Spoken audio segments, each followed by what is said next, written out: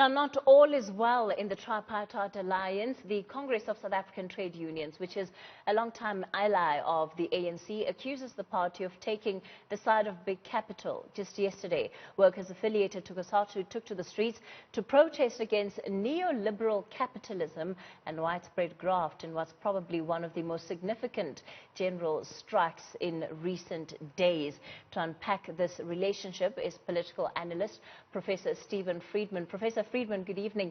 It's always a pleasure having you on. Before I let you listen to part of what Zingiswa Losi had to say after that protest yesterday, where do you think that Cosatu is in the structure of the Tripartite Alliance? One certainly gets a sense of disunity, if that's the right word to use to describe the situation.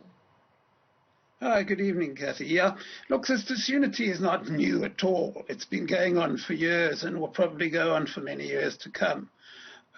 Essentially, the problem is that Cosatu's view very often of what ought to be done about the economy is not the same as the ANC's view about what ought to be done.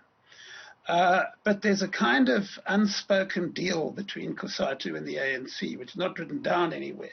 And the deal is this, that Cosatu will complain a lot about economic policy, but it won't do anything about it as long as the ANC doesn't do anything about Cosatu's labor rights. So in other words, if the ANC were to start minimizing the rights of trade unions, weakening their right to bargain, then the deal would be off. But as long as the ANC is prepared to make sure that the rights of unions to bargain with employers are protected, then, Cosatu will continue complaining like it's complaining. You could argue that the government's decision earlier this year not to grant public servants a wage increase kind of violated that agreement to an extent, but I don't think that's entirely accurate. That's a bargaining process. They didn't break any of they didn't change any of the rules.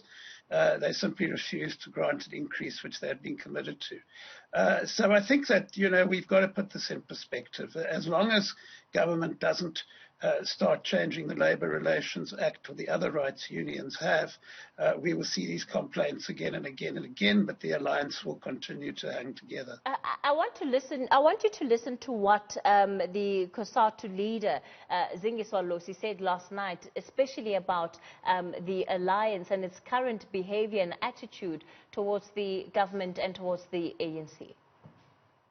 Ours is to stand with workers at all material times, because we are elected by workers in our Congress. Leaders of the alliance components are also elected in their own congresses, having their own mandate. Ours is to find that common purpose that brings the alliance together. And if we're unable to find that common purpose, the 13th National Congress of the Federation said to us that, for an example, when we speak about the alliance and the reconfiguration of the alliance, Cosatu said, if we go to the next Congress and there is no progress, Cosatu will have to take a different decision on supporting the ANC and remaining in the alliance with the African National Congress. So, Professor Friedman, what should we make of statements like that? Cosatu saying it will think about reconfiguring the alliance, especially if it feels that workers are being put second, which is the situation it describes itself as being in today. Yeah, you see, Cathy, my point is that what Zingiswa Losi was saying there, the previous Cosatu presidents have said. In fact, possibly the only one who didn't say it that often was her predecessor, because at that stage, he was aligned to a particular group within the ANC, which was in a leadership position. But we've heard this again and again and again. And it doesn't mean that it's simply going through the motions. I mean, they are obviously expressing a certain frustration. But the reality is that they need the ANC just as the ANC needs them. And that Cosatu is not going to leave the alliance, because if Cosatu did leave the alliance, then that labour legislation which enables Cosatu unions to negotiate with employers, including the government, and remember that Cosatu is by far concentrated in the public service, that legislation, if it went, would mean that Cosatu would become a very weak organization. So it does express a certain frustration, but the reality is that we've heard these threats to leave the alliance or reconstruct or reconfigure the alliance very many times. They are never actually turned into action, and the reason is that the parties might not agree on everything, but essentially they need each other. In fact, what may be happening at the moment, which is a problem for Cosatu, is that the governing party, ANC, may need Cosatu now less than Cosatu needs the ANC, because Cosatu has played a very important role since 1994 at election time.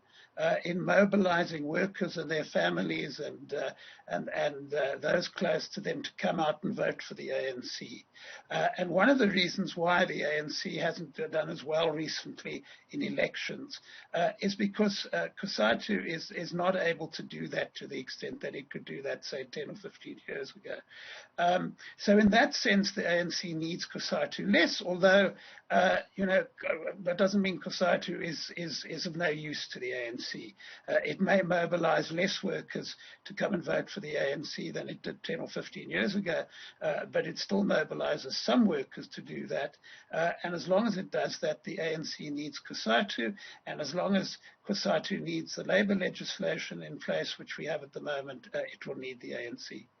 While there may be broad frustration, which you've explained there, Professor Friedman, there also seems to be a problem, especially around Minister Mboweni. Yesterday, of course, he was a no-show in terms of receiving their memorandum. Cosatu coming out, talking tough on that particular issue. In fact, even said to one publication that they're calling for him to resign. Here's what Losi had to say to us about Minister Mboweni.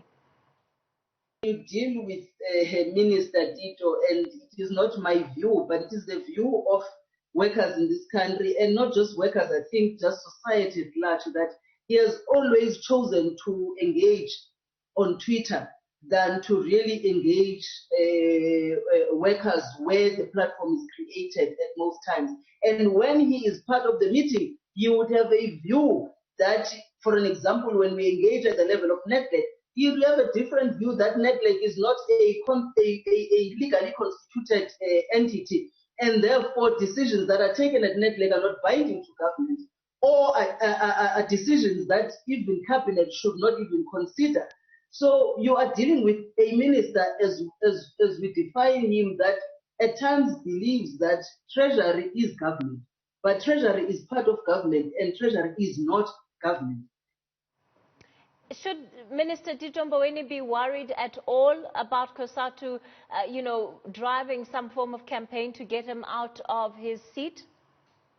No, I don't think he should. Let's just look at that for a moment. It's no surprise that Cosatu feels the way about Minister Mboweni that it does. Besides the point that I think Iswalozi made on your clip there, that he loses no opportunity to make it clear that he's not interested in cooperating with Cosatu. He did, as you will recall, devote quite a lot of his budget speech and has spoken in Parliament about his belief that public sector wages are too high. And as I said beforehand, Cosatu's members are concentrated in the public sector, and that can't have pleased them at all. So he does antagonize Cosatu, and some would argue that that is not a very appropriate way of handling the relationship.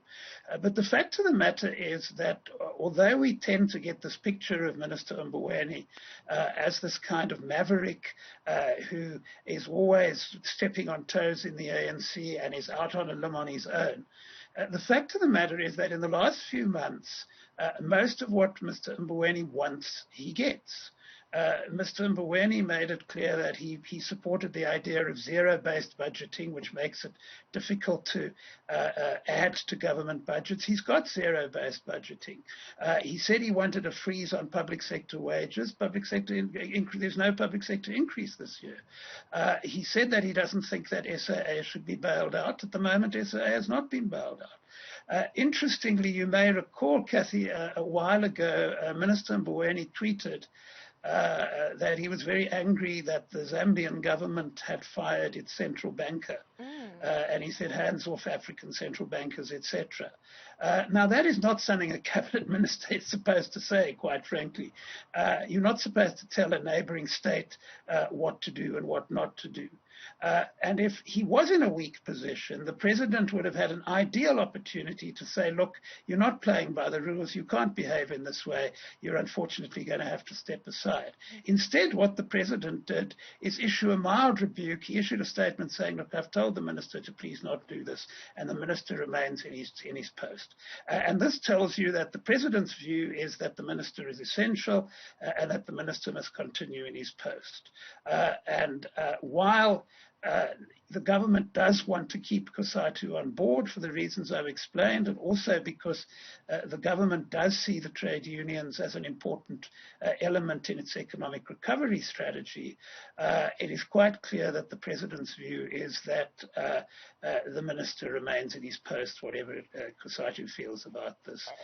So no, I don't think Mr. Mboweni is going anywhere. So then, Professor Friedman, should we make anything of the fact that union federations came together in the way that they did yesterday, collectively, and were united behind this cause of corruption, of unemployment, and really the cause of their members?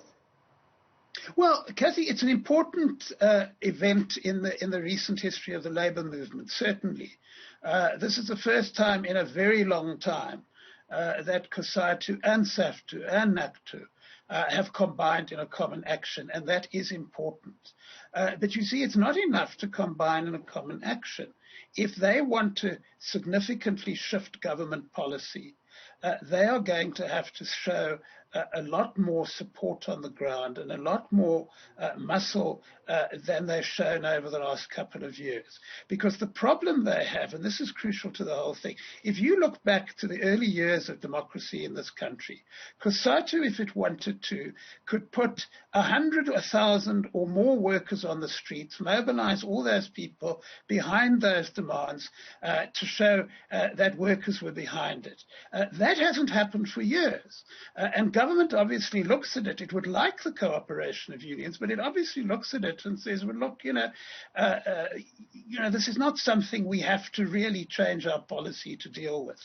In any democracy, whether you're an ally of government or not, if you want government to listen to you, you have to show that you have strong public support. And if you're a trade union, you have to show that you have strong worker support and working people are prepared to give up a day's pay to support your demands. And until they're able to show that organized strength that the union movement was able to show some years ago, then this unity is going to be important to the unions themselves, but it's not going to move government policy in the way they would like. Professor Stephen Friedman, thank you so much for your time on News at Prime tonight.